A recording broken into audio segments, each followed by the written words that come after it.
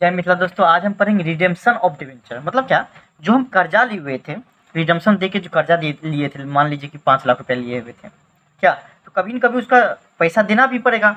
मान लीजिए 2-3 साल बाद एग्रीमेंट बनता है तो उसका क्या कर देते हैं, हम पैसा देते हैं। उसी को बोलते हैं क्या, रिडेम्पशन ऑफ डिबेंचर। मतलब क्या, ऋण पत्रों का शोधन करना। कि कर्जा जो लिए हुए थे, अभी हम पढ़े हुए थे issue of debenture. Issue of debenture मतलब क्या, कर्जा लेना, कर्जा लेना। और रिडम्पशन ऑफ डिबेंचर मतलब क्या हुआ, कर्जा जो लिए हैं अब 4 साल 5 साल बाद तो देना पड़ेगा, क्या भाग तो नहीं जाएंगे, तो क्या करना पड़ेगा, कर्जा जो देते हैं उसी को बोलते हैं क्या, आपको रिडम्पशन ऑफ डिबेंचर। मतलब मेरे पास जो लायबिलिटी था उसको डिस्चार्ज करना, अर्थात क्या, इसका से ऋण पत्रों के संबंध में रहने वाले दायित्व का भुगतान करना। मेरा जो दायित्व था, मेरा जो लायबिलिटी था कि भाई हमको पैसा देना पड़ेगा, तो उसका क्या करना, हमको डिस्चार्ज करना, उसका हमको क्या करना, लायबिलिटी का पेमेंट करना। पेमेंट करना ही क्या कहलाता है, आपको रिडम्पशन ऑफ डिबेंचर।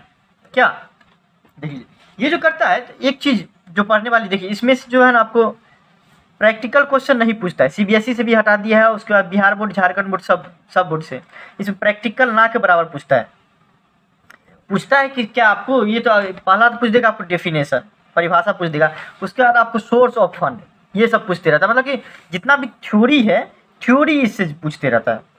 100% पूछेगा तो कोई भी चीज़, इससे पूछेगा तो थ्योरी पूछेगा, ना कि दूसरा चीज़। तो थ्योरी पे ही आपको कमांड करना है। तो ये जो हमको कर्जा जो देंगे 5 साल बाद, 10 साल बाद, जितना एग्रीमेंट बना रहेगा, या 2 साल बाद देना होगा, तो वो कहाँ से देंगे, उसके लिए कंपनी के पास सोर्स क्या क्या है, वो अभी हम पढ़ेंगे कि आखिर वो सोर्स कहाँ कहाँ है, कहाँ से दे सकते हैं। पहला तो आउट ऑफ कैपिटल, मतलब क्या, पूंजी में से दे दीजिए। अगर आपके पास पैसा है, अगर आपके पास पूंजी है, तो आप पूंजी में से पूरा का पूरा पैसा दे दीजिए। जैसे कि 5 लाख का लोन लिए हैं, तो 5 लाख रुपया आप जो अपने पूंजी में से दे दीजिए। लेकिन यहाँ पे दिक्कत आ जाता है, पूंजी में से देते हैं तो हमारा पूंजी तो कम हो जाएगा, जिसके कारण, जैसे कि पेन बनाने वाली कंपनी है, मान लीजिए 5 लाख रुपया हमारे पास था, मान लीजिए थोड़ा देर के लिए 5 लाख है, वही वो पूरा का पूरा पैसा अगर हम कर्जा में दे दें, जो लिए थे उसको दे देंगे, मतलब डिबेंचर वाले को दे देंगे, मेरे पास बचेगा क्या, कुछ भी नहीं बचेगा। जिसके कारण क्या होगा कि हमारा कंपनी लॉस में चलते जाएगा। अब मान लीजिए पूंजी है, हम दे दें पूरा का पूरा, तो ये मान लीजिए, तो क्या हो जाएगा, दैनिक जो आपको रहता है वर्किंग कैपिटल कम हो जाता है। जिसके कारण वर्किंग कैपिटल मतलब क्या होता है कि जैसे मान लीजिए हमको पेन बनाना है, पेन बनाने के लिए क्या होता है, आपको इंक का जरूरत पड़ता है, फिर आपको प्लास्टिक का जरूरत पड़ता है, फिर आपको पैकेजिंग का जरूरत पड़ता है। इस सब के लिए पैसा हमारे पास घट जाएगा। और पूंजी में से दे देंगे तो क्या हो जाएगा, पैसा हमारा घट जाएगा, जिसके कारण क्या हो जाएगा, हम कम माल बना पाएंगे, पेन कम बना पाएंगे, जिसके कारण क्या होगा, कम प्रॉफिट होगा। इसलिए सरकार क्या बोलता है कि आप पूरा का पूरा पैसा अपने पूंजी में से नहीं दीजिए, समझे, पूरा का पूरा आप नहीं दे सकते, सिर्फ और सिर्फ 75%। मतलब कितना, ये 5 लाख हमारा कर्जा है, हमको देना है 5 लाख रुपया, जिसमें का सिर्फ और सिर्फ 75% हम क्या कर देंगे, अगर पूंजी में से देना होगा तो पूंजी में से देंगे, अपने कैपिटल में से देंगे, और बाकी का बचा वो अपने प्रॉफिट में से दे दीजिए, या जहाँ से दीजिए वो मेरा मैटर नहीं है। सिर्फ और सिर्फ अपने पूरा का पूरा पूंजी नहीं दे दीजिएगा, नहीं तो क्या हो जाएगा, पूरा बिजनेस से डूब जाएगा, तो खत्म हो जाएगा। पूंजी के कारण ही बिजनेस चलता है, पूंजी रहता तभी नहीं चलता है। इसीलिए बोलता है क्या, सिर्फ और सिर्फ 75% दीजिए। इसमें क्या होता है, कैपिटल में से तो दे सकते हैं, पूंजी में से दे सकते हैं, लेकिन सिर्फ और सिर्फ 75% से। पहला तो ये हो गया। दूसरा होता है रिडम्पशन आउट ऑफ प्रॉफिट। मतलब क्या हुआ कि हमारा जितना भी लाभ है, अगर मान लीजिए कोई साल हमको क्या कर दिए, हमारा पूरा बिजनेस बढ़िया से चल रहा है, उसमें कोई दिक्कत नहीं है। अब 5 लाख का कर्जा था, 5 साल बाद देना था, हम हर महीना जो है आपको 2 लाख रुपया कमाते हैं, 5 साल में कितना कमा लेंगे, 10 लाख रुपया कमा लेंगे। 10 लाख रुपया कमा लिया तो इसमें से आप 5 लाख दे दीजिए ना, कर्जा वाला को, डिबेंचर वाला को दे दीजिए, 5 लाख रुपया जो कर्जा लिए हुए थे उसको दे दीजिए, कोई दिक्कत नहीं होगा। मतलब बोलता है अगर आपके पास प्रॉफिट है, एडिक्वेट प्रॉफिट है, मतलब क्या, आपके पास अगर लाभ है तो आप उसमें से 100% दे सकते हैं, उसमें कोई कंप्रोमाइज़ नहीं कर सकते। हाँ, पूंजी में से आप 100% नहीं दे सकते, तो बिजनेस से बंद हो जाएगा। लेकिन अगर आपके पास प्रॉफिट है, अगर आपके पास लाभ है, अगर आप लाभ कमाते हैं, तो क्या कर दीजिए, वो पूरा का पूरा आप उससे पेमेंट कर सकते हैं। ये बहुत बड़ा फायदा हो गया कि प्रॉफिट अगर है तो कोई भी कंपनी, अगर मान लीजिए आप भी कर्जा लिए रहेंगे, अगर मान लीजिए प्रॉफिट कमा रहे तो दे देंगे आराम से, कोई बात नहीं है, समझे कि ये हो जाता है। तीसरा आपको क्या हुआ कि conversion of debenture into share और न्यू डिबेंचर। मतलब क्या हो गया कि हम क्या करेंगे, पैसा नहीं है मान लीजिए बिजनेस में मान लीजिए थोड़ा देर के लिए मान लीजिए कि पैसा नहीं है, तो हम क्या करेंगे, अपना शेयर इशू कर देंगे, हम शेयर अपना इशू कर देंगे। आप बोलेंगे कि पब्लिक तुम हमको पैसा दो, जैसे हम पढ़े हुए थे शेयर क्या होता है, क्या शेयर के द्वारा हम क्या करते हैं, पब्लिक से पैसा लेते हैं, पैसा लेते हैं। अगर मान लीजिए मेरे बिजनेस में पैसा नहीं है तो हम क्या कर देंगे, आपको शेयर दे देंगे। या तो अगर मान लीजिए कि जिससे हम कर्जा लिए हैं तो जिसको बोलता है डिबेंचर होल्डर, डिबेंचर होल्डर, जैसे रैंक होल्डर होता है, रैंक जिसका होता है उसको क्या बोलते हैं, रैंक होल्डर। वैसे ही डिबेंचर होल्डर, जिससे हम कर्जा लिए उसका नाम क्या बोलेंगे, डिबेंचर होल्डर। हम उसको बोलेंगे, अगर मान लीजिए कन्वर्टेबल डिबेंचर रहेगा, हम उसको बोलेंगे कि देखिए अगर तुम शेयर लेना चाहते हो तो शेयर ले लो भाई। अगर डिबेंचर, नया डिबेंचर लेना चाहते हो 5 साल बाद तो नया डिबेंचर ले लो, समझा। कन्वर्टेबल डिबेंचर में होता है ये पूरा का पूरा डिपेंड है किस पे पता है, या तो ये सब पहले कर लेगा, मतलब मान लीजिए कि पहले कर लेगा, इसका मतलब क्या, जब हम कर्जा ले रहे होंगे उसी टाइम कर लेंगे, जब हम कर्जा ले रहे होंगे उसी टाइम कर लेंगे, या रिडीम के टाइम में उससे पूछेंगे कि देखो भाई ऐसा ऐसा बात है, तुम लेना चाहते हो कि नहीं, शेयर ले लो, तुमको फायदा है। समझदार आदमी क्या करता है, शेयर ही लेता है। क्यों, क्योंकि पता है वो आज हम लेंगे, अगर मान लीजिए मुकेश अंबानी का कोई शेयर दे देगा तो आज शेयर 500 रुपये बिक रहा है तो कल वो कितना हो जाएगा, 550 भी हो सकता है, तो शेयर लेना पसंद करता है। ये सिर्फ और सिर्फ कन्वर्टेबल डिबेंचर में जो लिया रहता है वही आदमी सिर्फ और सिर्फ डिबेंचर नया ले सकता है, शेयर ले सकता है, बाकी किसी को हम नहीं दे सकते। ये हो गया। ऋण पत्रों को अंश और निर्गमन में परिवर्तन, मतलब जितना मान लीजिए कर्जा है, 5 लाख का कर्जा हम बोले हुए थे, 5 लाख का हम क्या कर देंगे, अपना अंश दे देंगे, शेयर दे देंगे। जाओ अंश दे दिए, वो भी पैसा के ही बराबर है। अभी जाओ उनको निकालोगे तो 5 लाख रुपया हो जाएगा। चेक लिख के देते हैं, इसका मतलब कि वो कागज रहता है, उसका भी मतलब यही रहता है ना कि वो पैसा के बराबर है। अगर हम बैंक में जाकर के उसको जमा कर देंगे तो पैसा उतना आ जाएगा, तो उसका वैल्यू होता है ना पैसा के बराबर। वैसे ही होता है कि तुमसे 5 लाख रुपया कर्जा लिए थे, अभी तुमको 5 लाख रुपया लेना है, लेकिन अगर मान लो हम बोलेंगे कि तुम पैसा की जगह तुम शेयर ले लो, क्या अगर तुम मान गया तो ठीक है ले लो। कन्वर्टेबल डिबेंचर में ऐसा होता है। और आपको क्या हो गया, कहाँ से और हम कर्जा को चुका सकते हैं, एक और मेथड है 4 नंबर में, कि redemption out of cell proceed of fixed asset, मतलब क्या, अस्थायी संपत्ति की बिक्री से प्राप्त राशि शोधन। अब मान लीजिए मेरे पास पैसा नहीं है, मेरे पास कैपिटल पूंजी भी नहीं है, मेरे पास प्रॉफिट है ना, ये कन्वर्टेबल डिबेंचर क्या है कि हम उसको शेयर देंगे। हम क्या करेंगे, हमारे पास बोलेंगे अरे पुराना मशीन तो रखा हुआ है ना अपने पास, बोलेंगे हाँ यार पुराना मशीन तो रखा हुआ है, मशीन को ही बेच देते हैं। मशीन को बेचने से जो पैसा आएगा उस पैसा से हम क्या कर देंगे, डिबेंचर वाला जो कर्जा लिए हुए थे वो कर्जा वाले को हम पैसा दे देंगे। इस तरीके से भी हम आपको कर्जा को चुकता कर सकते हैं। या तो मशीन हो सकता है, कोई भी फिक्स्ड एसेट रहना चाहिए। मतलब क्या हुआ, बिक्री से प्राप्त धन से किया जा सकता है, अस्थायी संपत्ति की बिक्री से प्राप्त राशि से शोधन करना कहते हैं, समझे। मतलब क्या हो गया, अस्थायी संपत्ति जो भी गया, जैसे बिल्डिंग हो गया, कोई मशीन हो गया, ये सब हो गया। मान लीजिए कि आप जो कोई बिजनेस जहाँ पे नहीं चल रहा वहाँ पे बंद कर देंगे, वहाँ का हर एक सामान बेच देंगे, तो वैसे भी हो सकता है। मोटा मोटी बात है, मान लीजिए कि मेरे पास कुछ नहीं है या फिर हम चाहते हैं कि फिक्स्ड एसेट से करना, तो हम कर सकते हैं। मतलब 4 तरीका से आप कर सकते हैं। पहला तो आपके पास पूंजी है तो पूंजी दे दीजिए, क्या पैसा है, पूंजी है तो पूंजी दे दीजिए। दूसरा अगर प्रॉफिट है, प्रॉफिट बहुत आदमी करता है, प्रॉफिट बहुत ज़्यादा फायदा रहता है, प्रॉफिट में से दे दीजिए। ना तो आपका बिजनेस बंद होगा, ना आपको कोई दिक्कत होगा, 100% सब कुछ सही होगा। तो लाभ कमाते क्यों हैं, बिजनेस क्यों स्टेब्लिश करते हैं, तो लाभ कमाने के लिए ना। तो लाभ कमा रहे हैं तो लाभ में से पैसा दे दीजिए, बात खत्म। क्या तीसरा आप कहाँ से दे सकते हैं, आपको बताया तो क्या, शेयर या डिबेंचर। समझदार आदमी सब शेयर डिबेंचर ले लेते था। बोले 5 लाख रुपया तुम्हारे कर्जा है, बोलेगा हाँ कर्जा तो है, तो 5 लाख का तुम शेयर ले लो या नया डिबेंचर ले लो, मान जाएगा तो ठीक है। क्या, या मान लीजिए मेरे पास पैसा नहीं है, या फिर हम चाहते हैं कि अपना हम फिक्स्ड एसेट बेचे, संपत्ति बेचे, मतलब लैंड बिल्डिंग सब बेच के पैसा दे, उससे भी दे सकते हैं। फिक्स्ड एसेट्स बेच के भी हम पैसा दे सकते हैं। ये बहुत बड़ा फायदा होता है कि हम 4 तरीके से मेरे पास है, हम चारों तरीके से कर सकते हैं। उसी तो 5 दिया है लेकिन 4 आपको पढ़ना है। ये आपको पूछता है तो ये भी आपको समझ में आना चाहिए। और देखिए उसके बाद क्या हुआ कि सरकार कुछ नियम कानून बनाया है, क्या सेबी के द्वारा कुछ नियम कानून है कि देखिए कर्जा तो आप दे रहे हैं, कोई दिक्कत नहीं, कर्जा आप ले रहे हैं, दे रहे हैं, सब कुछ हो रहा है, कर्जा के बारे में कोई दिक्कत नहीं। आप कर्जा ले ली, कंपनी को बोला क्या, चलिए आप पे तो भरोसा है हमको, लेकिन 5 लाख का जो आप कर्जा लिए हैं, बोलेगा हाँ हम तो कर्जा लिए हैं 5 लाख का। सेबी बोलेगा, security and exchange board of India जो है आपको, सेबी मतलब इसे समझिए सरकार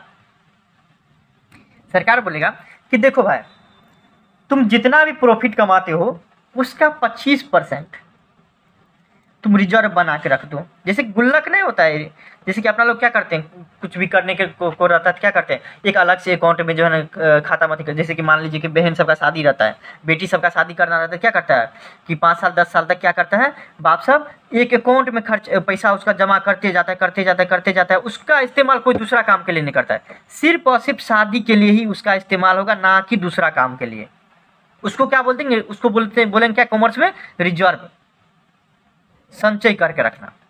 उसी तरीके से हम सरकार बोलता है कि देखिए सही बात है, आप कर्जा दे दीजिएगा, हमको भरोसा है आप कर्जा दे दीजिएगा, लेकिन जितना कमाते हैं ना उसका कम से कम 25% आपको रिजर्व बना के रखना पड़ेगा, और उसका 25% जो है ना आप सिर्फ और सिर्फ कर्जा को चुकाने में इस्तेमाल करिएगा, ना कि दूसरे में।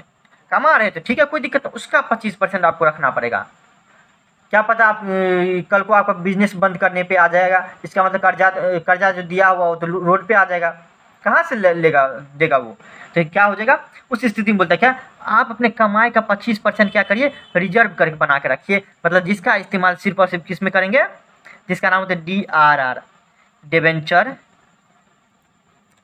Redemption reserve. मतलब क्या है, एक रिजर्व बना के, रिजर्व का मतलब आप समझ गए होंगे, इसका इस्तेमाल सिर्फ और सिर्फ किस में कर सकते हैं, डिबेंचर के रिडीम करने, मतलब कि कर्जा को चुकाने में कर सकते हैं, दूसरा काम नहीं। अब मान लीजिए हमको एक गाड़ी खरीदना रहेगा तो इसमें से पैसा निकाल लेंगे, नहीं, इसका इस्तेमाल सिर्फ और सिर्फ किसके लिए करेंगे, डिबेंचर रिडम्पशन रिजर्व के लिए। ये क्या प्रॉफिट का 25% नहीं, ये जो आपको है 5 लाख, मतलब जितना कर्जा लेते हैं फेस वैल्यू उसका 25%, समझे, ना कि प्रॉफिट का। जितना कर्जा लेते हैं उसका 25%, जैसे 5 लाख का ले लिए तो 5 लाख का 25% जितना भी होगा, जैसे 1 लाख का 25% कितना होता है, 25,000 रुपया। तो 25,000 क्या कर देंगे हम हर साल, किसके लिए जमा कर देंगे, डिबेंचर रिडम्पशन रिजर्व के लिए। कोई दिक्कत, सरकार के लिए है। तो बोला ठीक है कोई दिक्कत नहीं, लेकिन इसमें प्रॉब्लम क्या आ गया, कंपनी बोला कि हम देखिए हम तो घाटा नहीं सहेंगे कभी भी, क्या हमको पता है हम दे देंगे, लेकिन आप कानून बना दिए हैं कि आपको रखना ही पड़ेगा। तो बोलता है क्या कंपनी वाला, ठीक है कोई दिक्कत नहीं, लेकिन उस पैसा का हम घर में रखेंगे। एक चीज़ रखिए, आपको 10 रुपया अगर अभी आप रखिएगा अपने जेब में, अब 5 साल बाद उसको निकालेगा तो क्या उसका दाम बढ़ जाएगा, नहीं ना। तो कंपनी वाला चालाक रहता है, बोलता है क्या, देखिए हम तो ठीक है मान लिए 25% हम रिजर्व कर लेंगे, लेकिन उसका 15% हम आपको इन्वेस्टमेंट करेंगे, क्योंकि देखिए मेरे घर में रखा रहेगा, क्योंकि 5 साल बाद कर्जा देना है। आप बोल रहे अब ये से पैसा रखे रहो उसके लिए, ठीक है कोई दिक्कत नहीं हम रखेंगे, लेकिन 15% जो हम उसका क्या कर देंगे, इन्वेस्टमेंट करेंगे। बोला कोई दिक्कत नहीं, इन्वेस्टमेंट तो करो लेकिन किसी चीज़ में नहीं कर देना जिससे बुर जाएगा, तुम्हारा पैसा नहीं निकल पाएगा। ऐसा करना, सिर्फ और सिर्फ सरकारी जो बॉन्ड होगा ना, गवर्नमेंट बॉन्ड, समझे, तो उसमें सिर्फ और सिर्फ इन्वेस्टमेंट करना, ताकि सरकार वाला पैसा तो नहीं ना आपको लॉस जाएगा, नहीं बुरेगा वो, तो क्या हो जाएगा उसमें आप सिर्फ और सिर्फ दे सकते हैं, ना कि दूसरा चीज़ में। बोला ठीक है कोई दिक्कत है, क्योंकि बिजनेसमैन हमेशा जो है नफा के बारे में सोचता है, एकदम प्रॉफिट के बारे में सोचता है।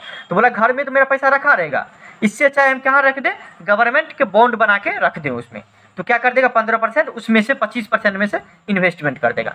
ये आपको समझने वाली बात है, और ये आपको पूछता भी है ज़्यादा, ये आपको यही लिखे हुए हैं और कुछ नहीं है। ये अगर समझ गए तो कोई भी दिक्कत नहीं होगा। कि देखिए और क्या होता है कि DRR मतलब वो जो 25% रखना है जितना फेस वैल्यू का, उसका 31 मार्च से पहले उसका क्या कर लेते हैं, निकाल लेते हैं 25%, जितना भी होगा उसका 25%। 31 मार्च से डेट याद रखिएगा, और दूसरा उसी तो पूछता नहीं, फिर डेट याद रखिएगा, ऑब्जेक्टिव में पूछ सकता है। उसका क्या हो सकता है, एटलीस्ट 15% उसका, वही 25% में से आप क्या कर देते हैं, हम इन्वेस्टमेंट कर देते हैं, समझे, नियोजन कर लेते हैं। कोई दिक्कत, ये आपको डेट याद रखें कब, ये आपको 30 अप्रैल से पहले हम क्या कर देते हैं, इन्वेस्टमेंट भी करना है। हमको ये सोचना पड़ेगा कहाँ पैसा लगाएं, तो कोई भी पैसा रखा रहता है तो इसका मतलब, आप मान लीजिए मुकेश अंबानी का कंपनी 500 बिलियन है या ट्रिलियन में है, तो क्या उसके घर में पैसा रहेगा, उतना नहीं, कोई ना कोई शेयर खरीद कर रखा होगा, कहीं ना कहीं पैसा वो लगाया होगा, किसी न किसी को कर्जा दिया होगा, समझे। तो वही होता है, बिजनेसमैन हमेशा इंटरेस्ट के बारे में सोचता है, समझिए। लास्ट ऑफ टॉपिक है क्या, methods of redemption of debenture. किस किस मेथड से हम आपको, किस किस विधि से आपको क्या कर सकते हैं, हम रिडीम कर सकते हैं, समझे। हाँ पैसा कहाँ से आएगा, तो कैपिटल से, प्रॉफिट से दे दो, ये तो दूसरा बात है, लेकिन किस किस मेथड से कर सकते हैं। जैसे कहीं जाना रहे तो या तो हम गाड़ी से जा सकते हैं, या तो हम भाड़ा बस से जा सकते हैं, या तो एरोप्लेन से जा सकते हैं, मतलब ये मेथड हो गया।